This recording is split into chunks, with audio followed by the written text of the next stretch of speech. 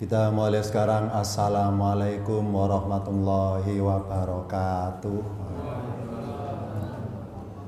Alhamdulillahirrahmanirrahim. Assalatu wassalamu ala asrafil amir misalin nabina Muhammadin wa ala alihi washabihi ajma'in, amma ba'du. Mari sama-sama kita awali kajian kita di malam hari ini. Kita buka dengan bacaan Al-Basmalah. Bismillahirrahmanirrahim. Pada pertemuan kali ini materinya adalah bermuatan ulumul Quran yang berjudul Tanwin Nakiroh. Dalam pengertian bahasa, tanwin nakiroh artinya pengasingan diri. Karena ini bertepatan dengan bulan Muharram, maka materinya akan saya hubungkan dengan hikmah dari peristiwa hijrah Rasul. Kita tidak membahas OTW hijrahnya, tapi kita membahas mengenai adegan peristiwa di dalam gua. Ketika Rasul bersama Abu Bakar hanya berdua di dalam gua, tepatnya namanya Gua Thur. Ini dari tampilan di layar ini adalah latar belakangnya di dalam Gua Thur. Kita ambil hikmah dari peristiwa yang terjadi dalam Gua Thur. Dari berbagai macam ayat di Al-Quran yang bermuatan peristiwa hijrah itu sebetulnya banyak pilihannya. Dari banyak pilihan saya milih salah satu yang terkenal. Tepatnya saya milih surat At-Taubah ayat 40. Ini saya baca dulu arti per kalimatnya. Illa tansuruhu, jika kalian tidak menolongnya. Faqad nasarahullahu, maka sungguh Allah telah menolongnya. Id akhrajahul ladina kafaru, ketika orang-orang yang ingkar itu telah mengusirnya. Tsaniyasna, ini dua ya orang yang kedua dari dua orang itu. Id huma fil ghori, ketika mereka berdua di dalam gua. Id yakulu, ketika dia berkata li sohibihi, kepada sahabatnya, la tahzan, janganlah kamu bersedih, innallaha ma'ana, sungguhnya Allah bersama kita. Surat At-Taubah ayat 40 ini turunnya di Madinah. Ini turunnya berkaitan dengan peristiwa, ada peristiwanya. Tepatnya suatu ketika Allah menyuruh Rasul untuk berangkat perang. Tepatnya pada tahun ke-9 Hijriah, berangkat perang. Perangnya kemana? Ke suatu wilayah namanya Tabuk. Perang Tabuk. Tabuk itu di mana? Lokasinya sekitar dekat Yerusalem. Dekat Yerusalem, Tabuk. Sedangkan jarak perjalanan darat dari Madinah atau Yasrib menuju Yerusalem itu kira-kira 750 km. Jauh ya. Jauh ini. Nah, perang Tabuk dalam sejarah Islam dinamakan perang yang paling. Perang yang paling. Paling apanya? Semuanya. Yang pertama, perang paling jauh. Karena jaraknya 750 kilometeran. Yang kedua, perang paling apa? Paling panas cuacanya. Waktu itu musim panas. Yang ketiga, paling apa? Paling minim logistiknya Rasul untuk berangkat perang itu minim. Minim. Sampai-sampai perbekalan OTW-nya menuju sana itu entah logistik makanan maupun minuman itu minim. Nah, sampai-sampai onta-onta yang niat pertama difungsikan sebagai kendaraan untuk perang itu di tengah jalan banyak onta disembelih hanya untuk diambil airnya. Kalau di atas punuknya onta itu ada air. Saking istilah Jawa itu saking ya. Saking. Ya karena begitu kehausannya sampai-sampai onta disembelih hanya untuk diambil airnya. Nah, ini paling. Yang keempat, paling apanya? Paling minim kendaraannya, karena satu onta itu dinaiki bergantian 16 orang. Gantian 16 orang. Karena kalau jalan semua kan capek. 16 gantian 16 orang. Satu onta 16 orang gantian. Bayangkan ya. Ini serba paling. Yang kelima, paling apanya? Paling banyak pasukan Nabi dibanding perang-perang yang lainnya. Rasul jumlah pasukannya 70 ribuan waktu itu. Paling. Yang keenam, paling apanya? Paling lama perangnya karena 1 bulan 30 hari. Paling lama. Nah, sebelum berangkat perang itu warga Madinah yang beragama Islam itu malas ikut. Kenapa? Karena wegah. Waduh, itu wegah ya Rasul jauh amat. Amat aja nggak jauh, ini kok jauh amat ya. Wegah, males berangkat. Nah, karena mereka males berangkat, Allah nyindir pakai ayat ini. Gitu ceritanya. Ila tansuruhu, wahai warga Madinah yang muslim, jika kalian nggak mau menolongnya, nggak menolong Muhammad untuk perang Tabuk, istilah kasarnya bilang nggak masalah, nggak apa-apa. Istilah Jawa itu gak paten. Nah, itu ya. Allah bilang, wahai orang Madinah, kalau kalian nggak mau namanya Muhammad perang, gak paten. Maaf ya, saya kasar ngomongnya, gak paten. Karena Allah pun pernah nolong Muhammad ketika hanya berdua dalam goa, nggak ada kalian waktu itu. Itu maksudnya. Nah, karena pasukan Nabi itu ini adalah perang terakhir dalam sejarah Islam. Perang terakhir karena tahun depan Rasul meninggal masalahnya. Karena perang terakhir langsung semuanya berangkat setelah disindir pakai ayat ini, disindir. Berangkat akhirnya. Nah, karena berangkat maka Masjid Nabi di Yatsrib itu Masjid Nabi, Rasul ngasih info bahwa seluruh warga Madinah yang sehat ikut perang. Yang tua, yang sakit di rumah aja. Nah, seluruh aktivis Islam ikut semuanya. Abu Bakar, Umar, Utsman, Ali, bahkan muadzinnya Bilal ikut semua. Makanya di Masjid Nabi selama sebulan pray, sepi, nggak ada sholat fardu. Pray 1 bulan masjidnya sepi. Apakah libur? Iya, nggak ada muadzinnya, nggak ada imamnya.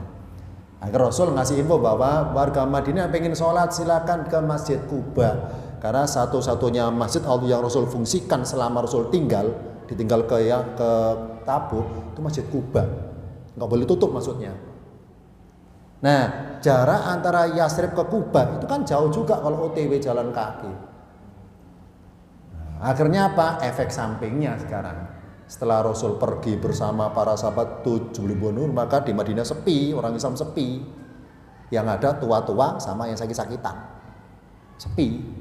Nah, karena mereka pengen sholat berjamaah ke Masjid Quba kejauhan, maka banyak orang Yahudi membangun masjid untuk ngasih fasilitas. Orang Islam, dia berada jauh-jauh ke Quba, sini aja, kami buatkan untuk kalian masjid ini. Jadi banyak orang Yahudi membangun masjid yang ngimami mereka, ya sholat berjamaah sama 5 waktu juga. Tapi mereka punya misi pendangkalan akidah. Jadi setelah mereka ngimami selesai, ada tausiah ceramah, tapi bermuatan pendangkalan supaya ragu tentang Quran, supaya ragu tentang Muhammad, supaya ragu tentang janji Allah, supaya ragu. Jadi selama sebulan pun itu di Madinah banyak bermuncul masjid-masjid yang dibangun oleh Yahudi itu. Dengan modus ngasih fasilitas orang Islam supaya nggak jauh-jauh ke Quba. Nah, ini ayat 40 ini nyindir mereka. Ya. Akhirnya setelah nyampe di Tabuk, ternyata perang Tabuk itu melawan bangsa siapa? Bangsa Romawi. Melasa bangsa Romawi. Nah, ketika harus nyampe di Tabuk, ternyata bangsa Romawi sudah tahu duluan bahwa Muhammad mau datang itu. Nah, mereka sudah kalah mental. Akhirnya apa? Mereka meninggalkan Tabuk sebelum Muhammad datang, kabur duluan. Akhirnya dalam sejarah nihil, nggak ada korban jiwa karena nggak ada perang, nggak jadi, musuhnya lari duluan. Nah, ini ya, nyampe di Tabuk musuhnya nggak ada, udah lari duluan, takut. Nah, ini jadi selama 1 bulan. Nah, karena nggak ada yang dimusuhi, maka Rasul membagi pasukannya untuk menyebar syiar Islam ke berbagai pelosok di sekitar itu. Ini kisah singkatnya. At-Taubah 40. Nah, di ayat ini ada kalimat berbunyi Tsaniyasnaini, orang yang kedua dari jumlah 2 orang dalam goa itu berkata kepada li sahibihi, kepada sahabatnya. Tsaniyasnaini, orang yang kedua. Dalam istilah bahasa Quran, kalau dua lafadznya ithnani, kalau kedua tsani, kalau berdua masna, kalau tiga salasun, kalau ketiga salisun, kalau bertiga sulasun. Di sini berbunyi atau 40 tsania, orang yang kedua. Jadi dalam adegan dalam goa itu Allah posisikan Rasul Muhammad sebagai orang yang kedua, sedangkan al-awwalu orang pertama adalah sahabat beliau, yakni Abu Bakar. Nah, kita tanda tanya ya, apa hikmahnya ya dalam adegan peristiwa dalam goa berdua ini kok Rasul diposisikan sebagai orang yang kedua? Biasanya Nabi Rasul kan rankingnya kan tinggi-tinggi terus ya, orang pertama terus biasanya gitu. Ini kok tumben ibaratnya dalam ayatnya itu Allah kondisikan posisi Muhammad sebagai orang yang kedua, bukan orang yang pertama dalam peristiwa hijrah itu. Kita buka jawabannya pada tampilan berikut. Ada kalimat Tsaniya Isnaini, orang yang kedua, Tsaniya orang yang kedua, Isnaini jumlah dua orang dalam gua itu. Sedangkan Sohibihi sahabat beliau bernama Abu Bakar. Apa hikmahnya ya Abu Bakar dalam peristiwa di Gua Sur ini sebagai orang pertama al-awwalu, sedangkan Rasul posisi sebagai orang yang kedua. Abu Bakar kan ibaratnya setelah keimanan kalah level sama Rasul. Loh, kok dinomorsatukan oleh Allah dalam adegan peristiwa hijrah ini? Ternyata jawabannya ada isyarat dalam ayat tersebut. Apa isyaratnya? Jawabannya ada pada lafadz sohibi. Di At-Taubah 40 lafadz sohibi sebagai kata kuncinya, yakni tulisannya tidak ada huruf alifnya. Sohibi, sonya panjang tapi fathah berdiri kecil. Sohibi. Tanda panjangnya so itu tidak pakai alif. Sebagaimana dalam tulisan bahasa Arab misalnya sohibi, sonya panjang pakai alif.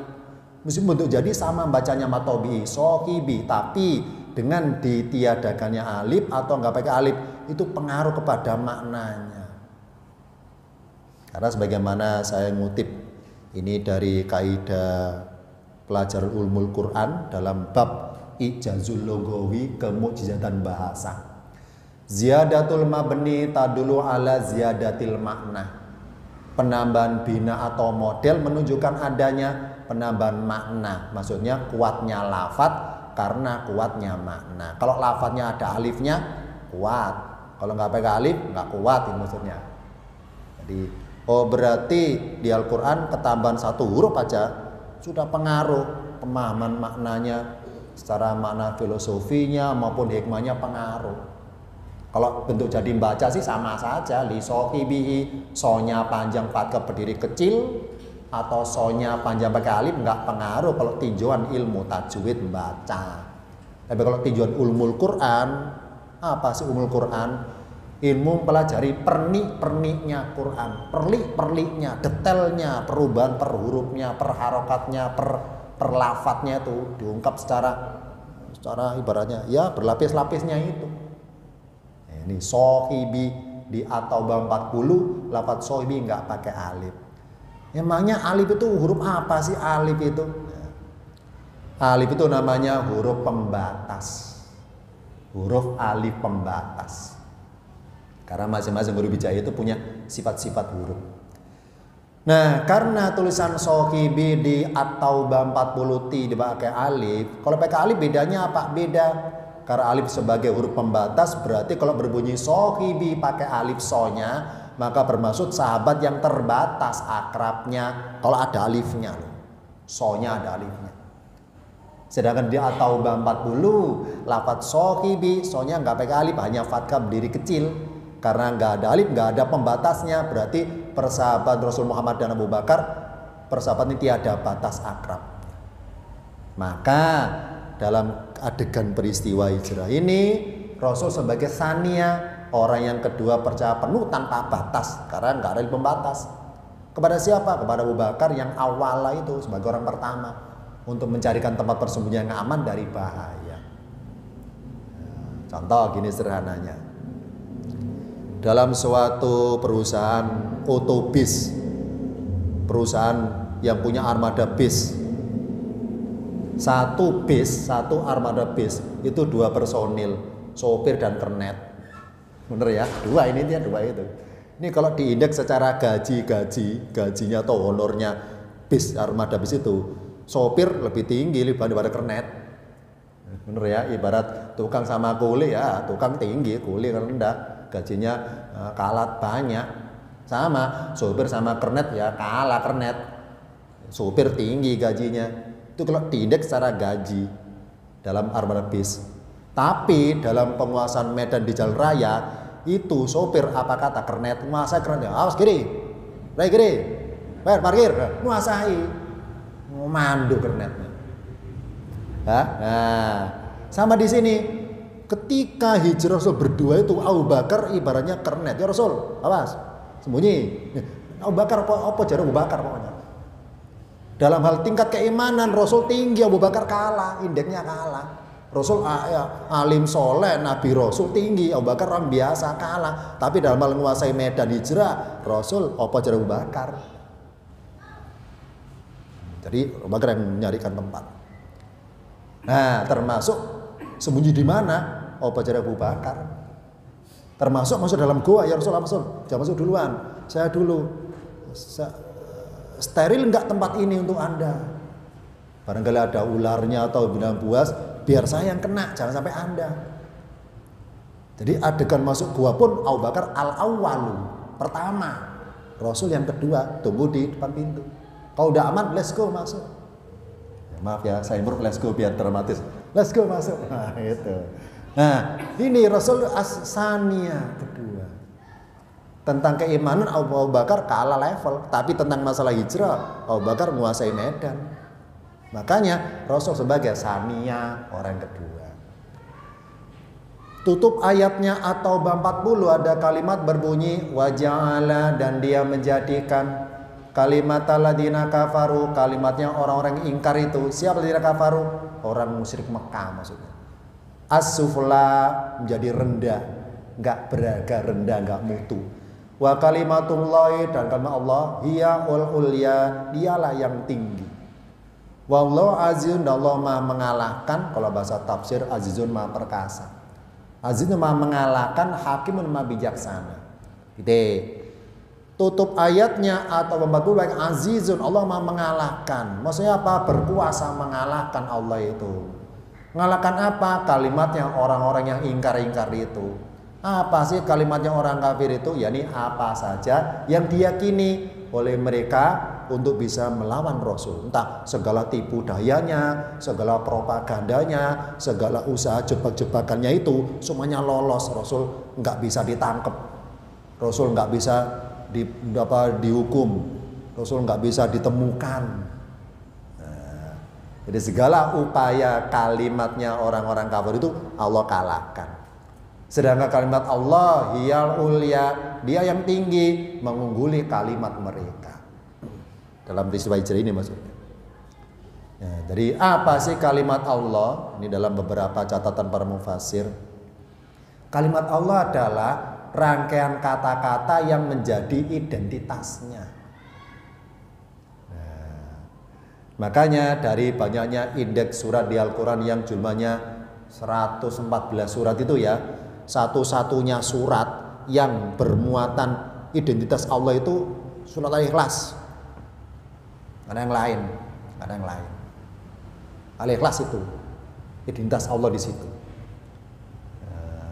Apa kalimat Allah? Bermuatan kalimat tauhid, la ilaha illallahu, tidak Tuhan kecuali Allah atau selain Allah. Nah, lafaz kalimat tauhid namanya kalimat. Apa sih kalimat Allah? Lafaz tauhid, la ilaha illallah. Nah, di dalam lafaz ini namanya kalimat. Di dalam lafaz ini bermuatan 3. Apa? Yang pertama bermuatan isim, namanya Allah. Yang kedua bermuatan fiil, perbuatannya Allah. Yang ketiga bermuatan huruf, gerak makhluknya Allah. Contoh misalnya, saya berjalan kok nggak jatuh ya, kok selamat ya. Akhirnya adalah Allah yang berbuat supaya batu minggir, supaya nggak ada kejadian yang mencelakai saya. Makanya selamat. Oh berarti selama saya Allah berbuat menggerakkan makhluk supaya melindungi saya. Berarti Allah berkuasa gerakkan makhluknya. Allah berkuasa berapapun terhadap saya di situ. Ini kalimat Allah bermuatan 3, isimnya namanya, fiilnya perbuatan Allah dalam kalimat ini, dan huruf gerak makhluknya Allah. Nah, Rasul dalam goa itu juga ngajarin Abu Bakar tentang kalimat ini. Terbukti Rasul bilang, la tazan wa Bakar innallaha ma'ana, sungguhnya Allah bersama kita. Saniyasna ini orang yang kedua dari jumlah 2 orang itu, li sahibihi, mengenalkan kepada sahabatnya tentang apa? Tentang isim, fiil, huruf. Isim tentang namanya Allah, fiil tentang perbuatannya Allah, huruf tentang gerak makhluknya Allah. Allah Rasul mengatakan isim dulu. Wahai Bakar, Tuhan kita itu punya nama.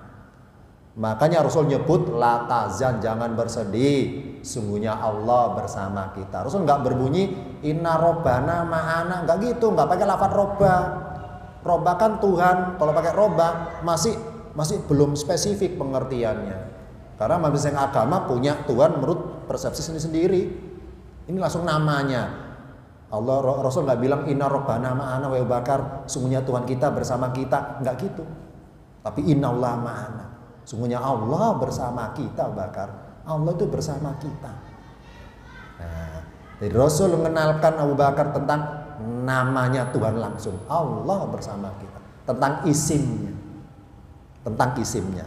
Ini memenuhi syarat bahwa karena memang sebaik-baik seorang hamba adalah hamba yang ada identitas isimnya. Dalam bahasa Quran, apa isim nama? Identitas isimnya. Ya ini apa? Yang pertama harus ada unsur ma'rifatnya. Apa ma'rifat? Kenal Allah. Yang kedua unsur nakiro. Apa nakiro? Asing dari manusia, hanya merasa berdua dengan Allah saja. Ada unsur mudhof. Apa mudhof? Bersandar. Makanya di Al-Quran lafadz yang artinya hamba banyak penulisannya. Yang pertama pakai alif lam, al-abda, al-abdi, al-abdu, artinya hamba, tapi pakai alif lam. Maksudnya apa? Alif lam itu namanya isim ma'rifat. Apa ma'rifat? Kenal. Maksudnya apa? Seorang hamba kalau sudah kenal Allah, maka segala amalan solihatnya yang dia kerjakan baik itu nggak merasa dia yang berbuat, tapi Allah yang berbuat. Itu sudah kenal berarti. Jadi merasa menyatu dalam perbuatan ketuhanan. Contoh, orang jatuh saya tolong. Hakikatnya apa? Allah yang nolong orang itu cuma lewat tangan saya, Allah itu berbuatnya. Oh, berarti saya merasa diikut sertakan dalam perbuatan Allah untuk menolong orang itu. Itu namanya saya al-abdu, menyatu. Contoh kedua, Nabi Isa alaihissalam menyembuhkan orang sakit, bangunkan orang mati, itu kan perbuatan Allah itu. Isa kok bisa ya? Ya karena Isa Allah gerakkan supaya tangannya masuk dalam perbuatan Allah untuk bisa menyembuhkan, untuk bisa ngidupin orang mati. Berarti Isa tuh menyatu dalam perbuatan Allah, menyatu. Diajak turut serta Allah berbuat di situ. Contoh kedua, peristiwa Khidir ketemu Musa itu. Khidir naik perahu sama orang, melobangi perahunya, melobangi kapalnya. Khidir bunuh anak kecil. Musa kan protes. Khidir merasa bilang, wa ma fa'altu an amri, wa Musa, wa ma fa'altu an amri. Aku tadi berutuh bukan mauku sebetulnya, bukan mauku itu. Karena Musa protes karena apa ya? Ya di luar nurul. Ya saya netizen. Di luar nurul masalahnya. Di luar nalar maksudnya, di luar nurul. Masa naik perahu dilobangi kan bocor. Anak kecil dibunuh kan dosa. Ya, Musa protes. Ya, Khidir nggak sadar bahwa itu Allah berbuat. Ini contohnya al-abdu. Berikutnya kedua, lafadz hamba pakai tanwin, abdan, abdin, abdun. Apa tanwin? Fathaten double fathah, kasroten double kasro, domaten double doma, merasa berdua berdua bersamanya. Fathah tandanya di atas huruf, kasro di bawah huruf. Apa sih huruf? Gerak makhluknya. Nah, jadi seorang hamba itu harus merasa berdua ketika di atas rata-rata. Merasa berdua ketika kasroh, di bawah tekanan orang lain atau hamba yang lain. Merasa berdua ketika doma berkumpul dengan orang banyak. Yang ketiga, seorang hamba harus mudhaf apa? Mudhaf bersandar. Makanya lafaz abda di Al-Quran itu ada kalian bersandar lafaz Allah, abdallahi hamba Allah, abdillahi hamba Allah, abdullah hamba Allah, atau diganti domir, diganti hu, abduhu hambanya, abdina hamba kami, abdi hambanya. Di Al-Quran nggak ada kata hamba berbunyi abda, abdi, atu, nggak ada kalau nggak ada persandarannya. Semua kata-kata abda, abdi, abdu pasti ada gandengannya, abdahu, abdihi, abdina, gitu maksudnya. Apa nah itu? Allah maksudnya disandari. 30 juz nggak akan nemu itu, nggak akan nemu kata-kata abda, abdi, abdu sendirian loh ya, nggak pakai lafaz Allah atau dhamir Allah, nggak akan nemu itu. Makanya salah. Apa hikmahnya? Allah ngajarin kita bahwa seorang hamba itu jangan sendirian, harus merasa amal solihatnya bahwa itu Allah berbuat. Yang kedua, harus merasa tanwin nakirah berdua dengan Tuhannya. Yang ketiga, harus merasa bersandar, jangan merasa sendiri ya. Lanjutannya, jadi Rasul mengatakan, wahai Bakar, la tahzan, jangan bersedih, innallaha ma'ana, Allah bersama kita. Namanya bersama, wahai Bakar, fathatain, dua fathah, fathah yang satu itu kita, fathah satu Allah, maka dua fathah, fathatain, merasa berdua. Wahai Bakar, coba rasakan kita bilang gue ini, gimana perasaanmu? Kita berdua, Allah yang ketiga, gimana? Ya, saya tenang Rasul, begitu pula aku. Jadi jangan merasa hanya kita berdua dalam gua ini, Allah ada di situ. Merasalah bersama berdua. Jadi merasa fathatain. Nah, kebersamaan Allah berbunyi ma'ana bersama kami ini bisa dirasakan melalui cirinya isim. Apa tadi isim? Contohnya misalnya berakhiran tanwin, an, in, un. Apa tanwin? Double fathah, double kasroh, double doma. Apa sih tanwin nakiro itu? Bermaksud pengasingan diri. Maksudnya apa sih pengasingan diri itu? Jika seorang hamba telah mengasingkan diri dari manusia, apakah harus topo menjadi gunung? Enggak, bukan gitu. Menjadi secara perasaan hatinya. Maka akhirnya pasti merasa berdua dengan Allah saja. yakni kita itu semakin gampang merasa kenal dan bergantung kepada Allah ketika kita dalam kesendirian. Contoh, saya seorang pasien di pavilion sendirian, yang nunggu nggak ada, itu timing paling tepat, gampang inget Tuhan itu.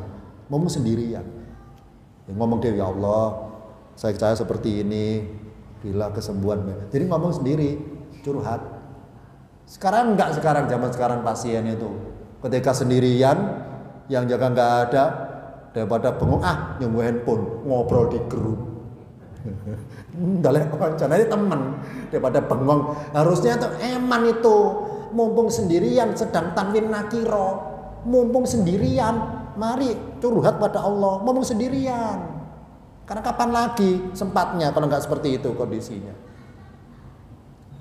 Jadi mari kita, pas kita sedang sendirian, orang bilang lagi apa ya, dilanda duka nestapa nalara alias galau.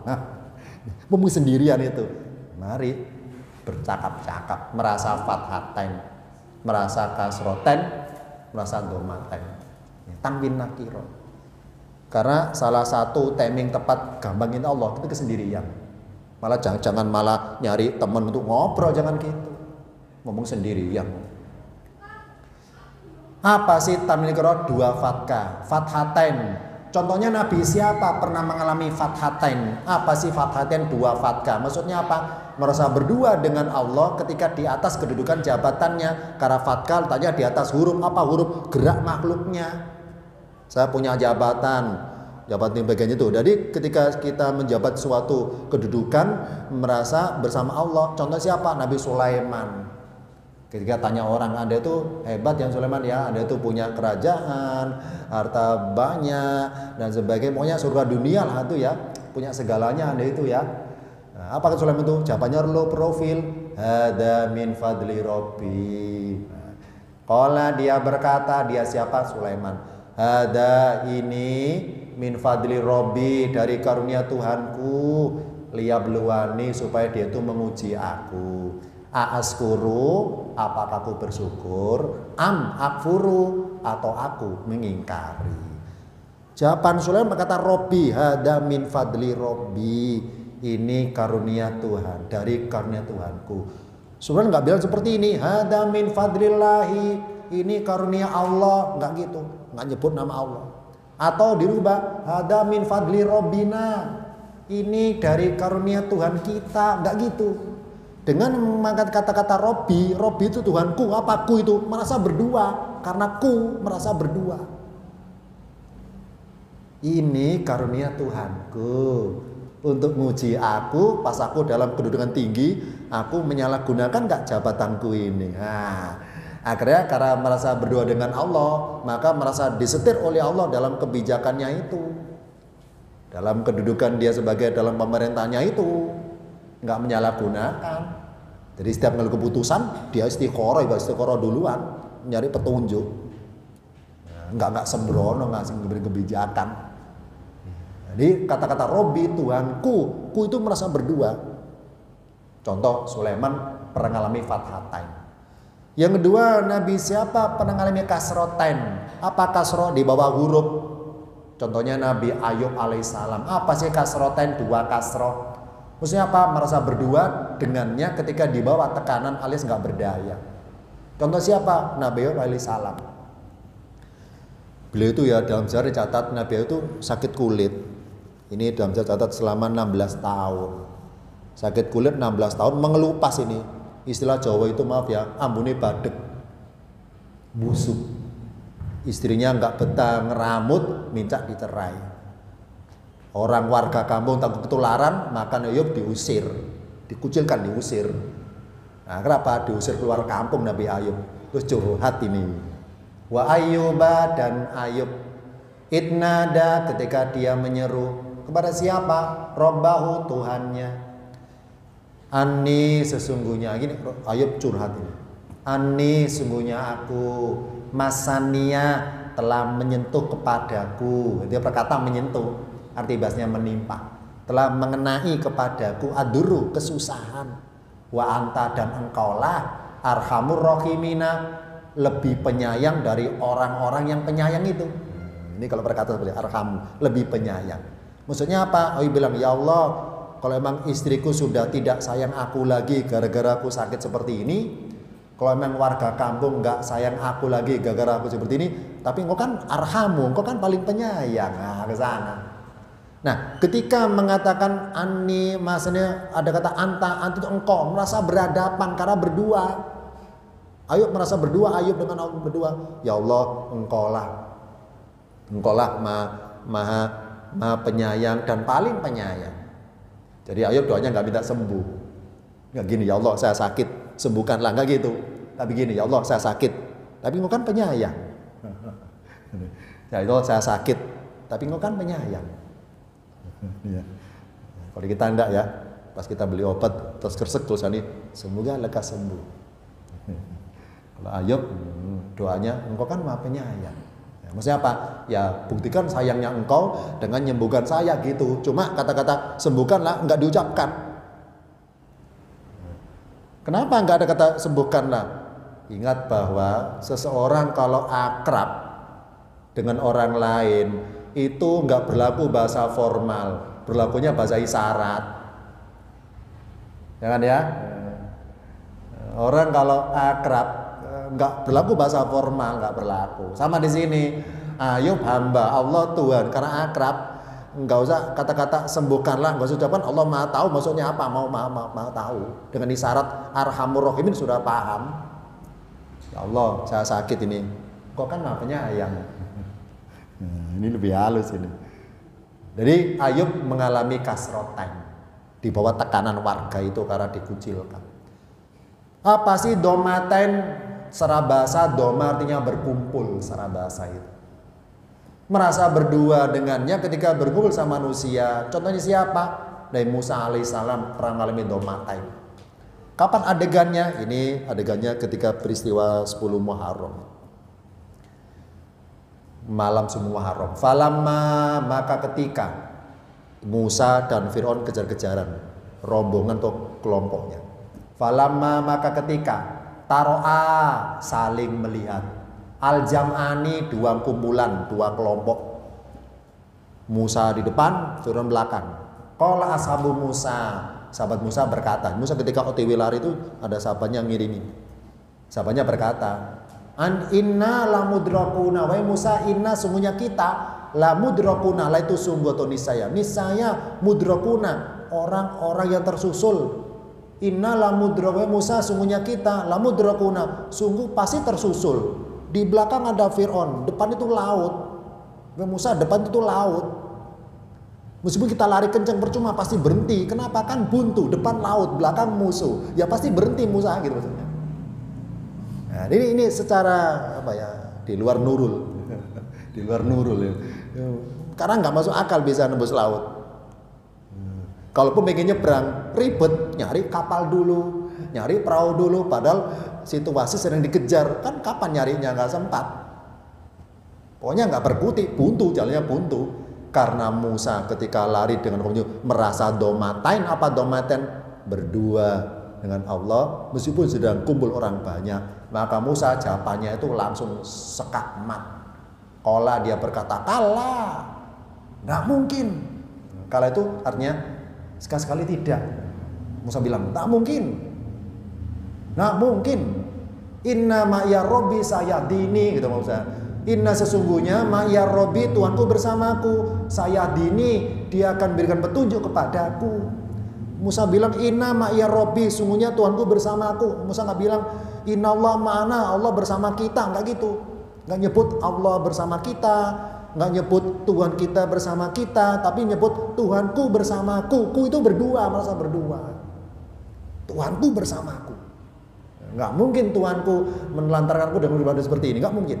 Jadi Musa sendiri nggak tahu rencana Allah untuk membelah lautan, nggak tahu. Yang Musa tahu adalah Tuhanku bersamaku. Ya, pasti ngasih solusi dalam keadaan kejepit seperti ini, kejepit Allah ngasih solusi pasti. Cuma nggak tahu Musa rencananya Allah apa, nggak tahu.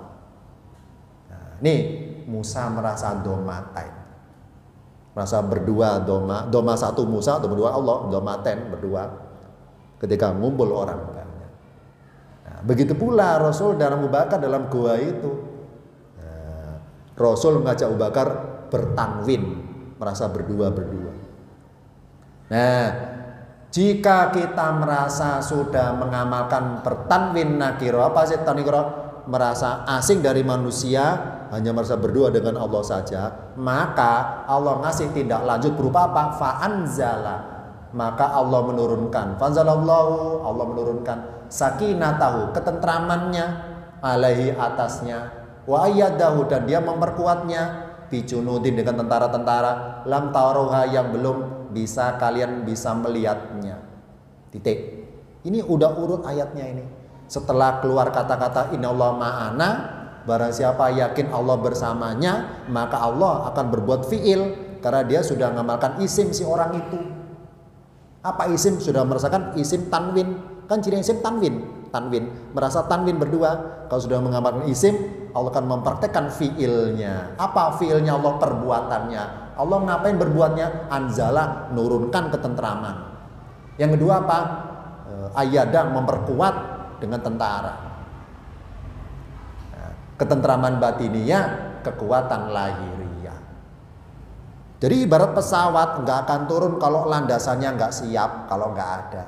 Sama namanya sakinatan, ketentraman, itu fiilnya kata kerja berbunyi anzala. Apa anzala? Menurunkan. Berarti rasa tentram adalah Allah ciptakan itu, tapi masih disimpan di langit. Kapan turun kepada rumah tangga kita? Kapan turun pada diri kita? Kalau landasannya apa? Apa landasannya? Tanwin nakiro, merasa inallah ma'ana, itu dulu. Kalau udah misalnya inallah ana, Allah anzala sakinata, turunkan ketentraman dalam rumah tangga, ketentraman dalam bersosial, dalam pemerintahan, dalam kerjaan dan sebagainya, tentram. Dan kita kasih kekuatan junudin. Ketika mau ditipu orang, Allah kasih pelapis, nggak jadi korban. Mau celaki orang, Allah kasih pelapis junudin. Allah kan punya tentara gaib, para malaikat lindungi. Aman kita, kemana saja pergi aman. Kerja manapun mau dicelakai, kebal gitu ibaratnya. Kenapa? Kita udah mengamalkan tanwin, udah merasain Allah Ma'ana, Allah mengamalkan anzala sama ayada. Allah nurunkan ketenteraman, Allah nurunkan kekuatan junudin tentara-tentara. Makanya Rasul nggak ketangkap kan ya? Nggak ketangkap. Dan peristiwa itu maksudnya. Nah, apa sih sakinata ketenteraman batiniya? Apa junudin kekuatan lahiriya?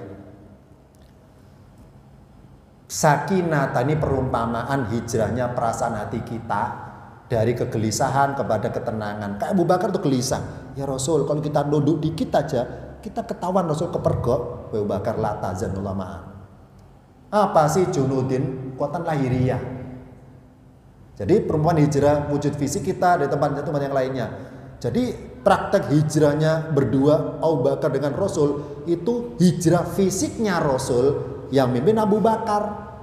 Tapi hijrah hatinya Abu Bakar dari gelisah menjadi tenang yang mimpin Rasul. Sama-sama hijrahnya. Rasul hijrah fisik yang mimpin Abu Bakar. Was kiri. Abu Bakar gelisah, hatinya was-was, berarti belum hijrah, belum pindah maksudnya. Dari was-was itu Rasul mengajak Abu Bakar la tazan. Rasul mengajak Abu Bakar supaya bertanwin, merasa berdua Allah Ma'ana. Berarti hajinya jadi enggak gelisah, tentram akhirnya. Ya. Hijrah secara batiniah hatinya Abu Bakar. Hijrah secara lahiriah fisiknya Rasul. Ya. Begitu pula kita, mari mumpung ini di awal-awal tahun ini Muharram ini. Saniyasna ini tanwin nakiroh. Orang yang kedua Rasul Muhammad mengajak Abu Bakar supaya merasa tanwin nakiroh, merasa berdua dengan Allah. Sama kita, mari kita tuh berhijrah dari sempitnya hati menjadi luasnya hati. Seluas samudra jika menyimpan kebaikan. Nah, contoh, hari Senin siang saya tolong, Rebo saya tolong lagi, Selasa, Kamis saya tolong lagi. Ternyata hari Sabtu si andolimi saya. Terus saya bilang seperti ini, kamu itu nggak bersyukur ya. Kemarin tak tolong kamu itu. Coba kalau nggak saya tolong, nggak bisa kamu itu. Saya ngikut-ngikut amalan. Nah, kenapa? Saya bilang, saya udah kapok nolong kamu.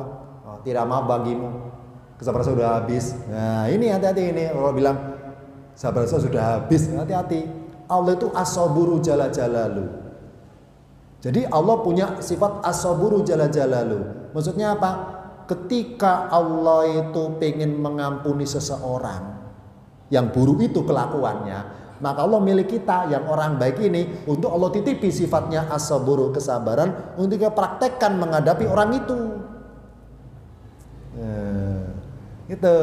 Nah, kalau saya bilang sabar saya sudah habis, berarti seakan saya itu apa istilah Jawa itu ngempet rahmat Allah. Saya nggak mau dikasih Allah sifat kesabaran, saya nggak mau. Jadi tak empet dipendung.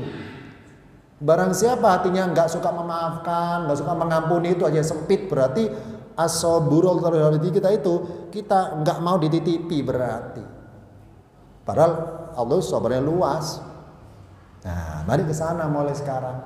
Yang dulunya suka dendam, suka sakit hati, muangkal, mulai sekarang nggak usah. Mari los pokoknya. Mari tetap baik sama orang, meskipun timbulnya buruk nggak masalah, luas. Jadi kesabaran dari Allah jangan dibatas-batasi dengan hati kita. Jangan bendung rahmat Allah berupa kesabaran, itu aja intinya.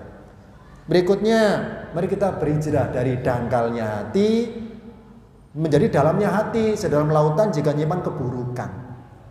Kalau kita lihat aibnya orang, ya sudah diem aja, diem.